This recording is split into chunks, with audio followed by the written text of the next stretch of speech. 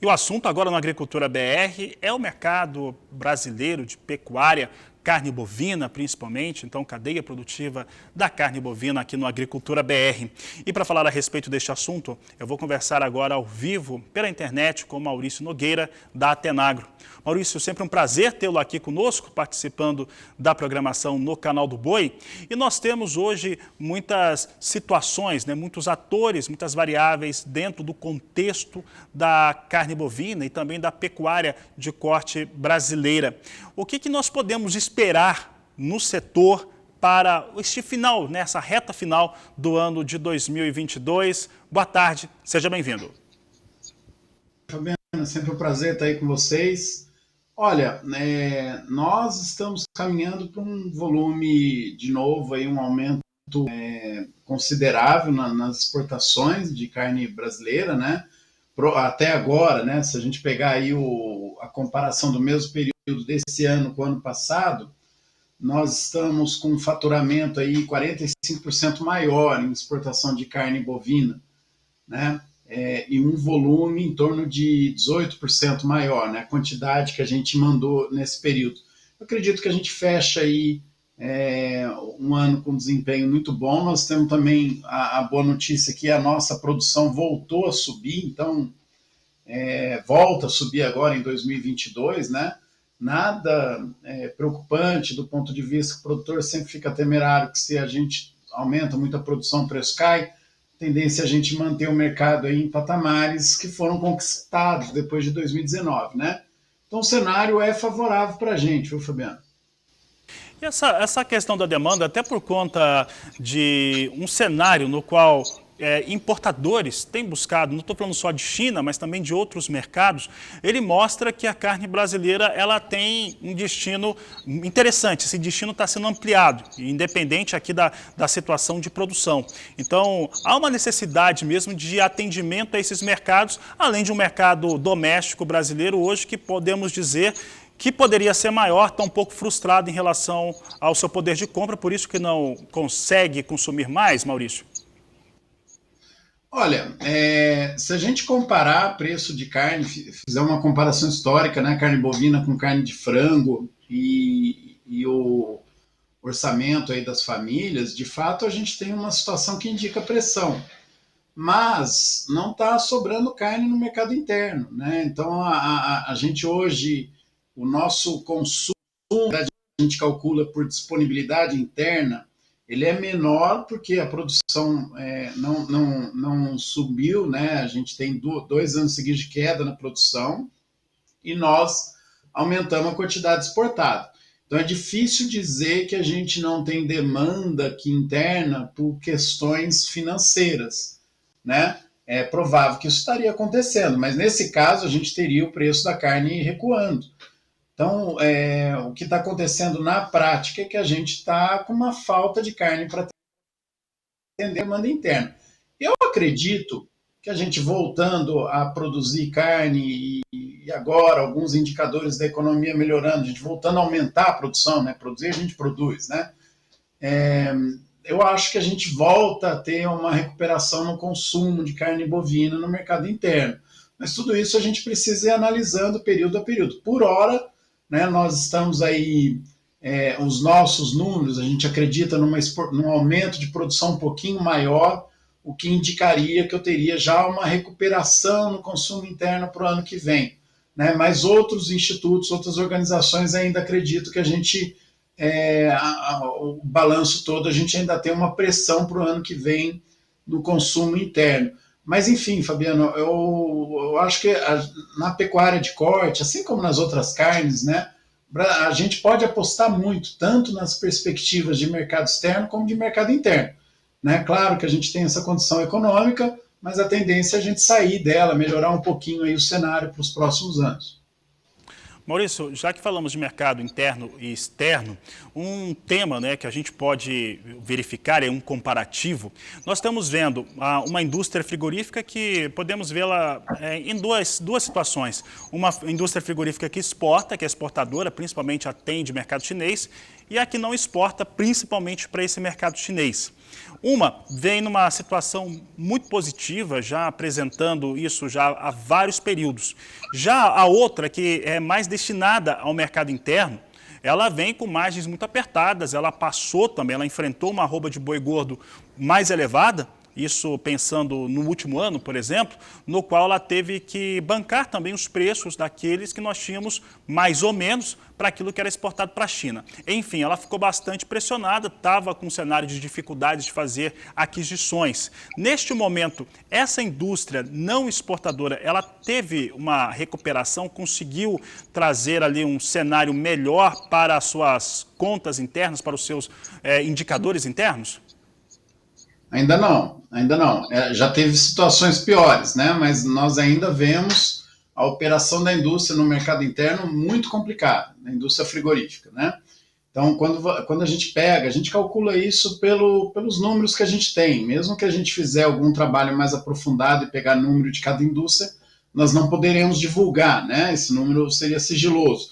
Então, a gente usa os indicadores. A gente pega aí o preço do boi, né, nos estados, compõe aí o preço médio Brasil, vê em que região que determinados frigoríficos atuam, né, coloca o preço, compara, né, soma também o preço de couro, o preço de sebo e de outros subprodutos do abate, e compara isso com o preço do boi que nós ponderamos no Brasil todo, né. Se você olhar o faturamento dessas indústrias para o mercado interno, com a venda de um boi, né? Então soma aí todos os cortes, no caso da desossa, com couro, farinha de ossos e sebo e os outros miúdos, né? Ou compara a carcaça, com também somando os outros miúdos, com o preço que pagou no boi, esse pessoal está apertado. Eles estão trabalhando aí com uma margem extremamente baixa, quando não negativa.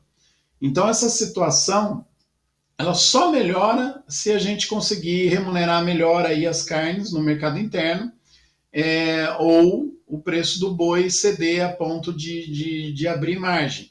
Né? Então, de fato, Fabiano, uma coisa que você colocou aí na tua pergunta, o que tem segurado o mercado brasileiro nos patamares que estão, é o mercado de exportação. A gente está exportando e é isso que está mantendo o preço nos valores que estão. Quem está exportando está numa situação bem melhor e, consequentemente, acaba puxando o preço do boi, da vaca, tudo para cima. Maurício, há cerca de 10 dias eu estava tendo uma conversa com alguns pecuaristas, estava com o meu colega Jorge Zaidan, que você conhece também muito bem, e nós estávamos vendo a seguinte questão, né? Nós fechando, no entendimento a que a gente chegou, que nós estamos ali num processo de encerramento de ciclo e começando um outro. E esse ciclo novo mostra um cenário no qual vai ter mais fêmeas disponíveis para abate, a partir agora do final do ano, começo do próximo ano, começar um abate maior de fêmeas, elevando a quantidade, né, a oferta de carne bovina no mercado interno e reduzindo também esse número de fêmeas automaticamente. Essa linha de pensamento, se ela, claro, se confirmar, se essa linha de pensamento, o que ela deve trazer de impacto para essa cadeia produtiva, já que no caso do frigorífico não exportador, deve trazer também alguma situação, pelo menos de início, né, quando estiver batendo mais, de melhora?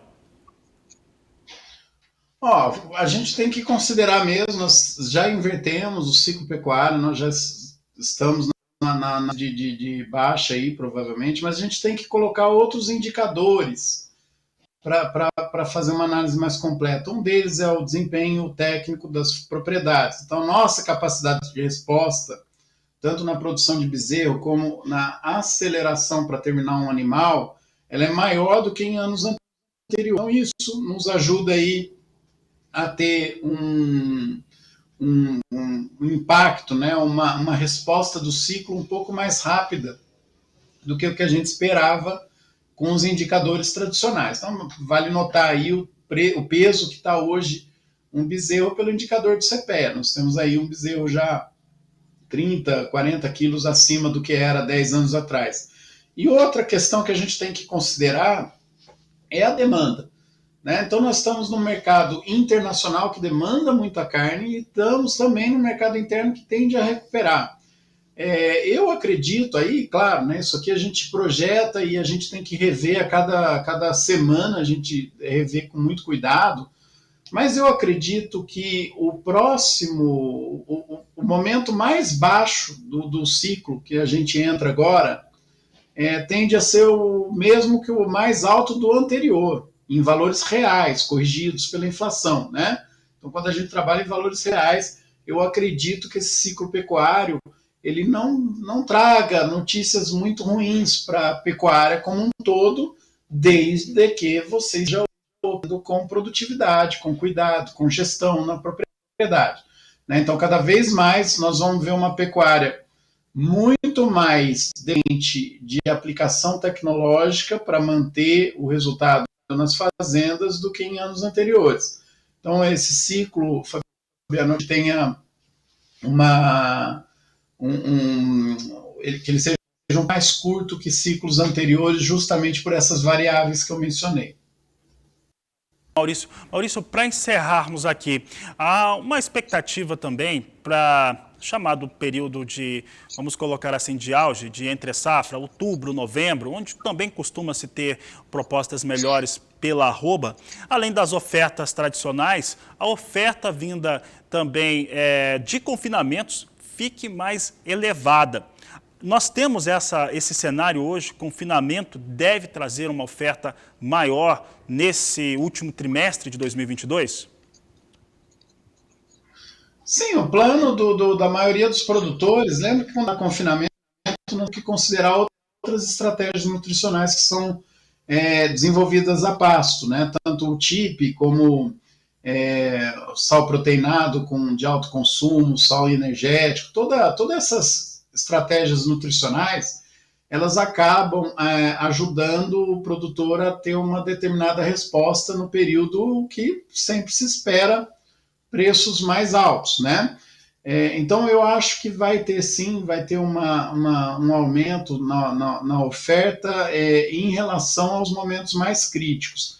Temos que lembrar também que a gente tem seca ainda influenciando várias regiões do país, e temos outros fatores que atrapalharam com a organização da oferta desse ano. Então, se você pegar mesmo aquele período do ano passado, que a gente teve aquele com a China, que derrubou muitos preços justamente no período de confinamento, e muita gente deu uma reorganizada na estratégia de produção das fazendas, isso vai gerar um impacto agora esse ano. Mas a expectativa é sim que a gente tenha as fazendas, principalmente nas regiões de maior nível tecnológico, que a gente tenha esse aumento de oferta desses animais que comeram mais. Né? Mas lembrando ainda, viu, Fabiano, a maior parte dos animais abatidos no Brasil ainda é produzido a pasto. Né? Nós mesmo aqui que trabalhamos com uma estima de confinamento bem acima do que a média dos outros institutos que a gente vê divulgar, né, ou outras consultorias, mesmo assim a gente está falando aí de uma quantidade bem pequena em relação ao todo que é movimentado e abatido no ano.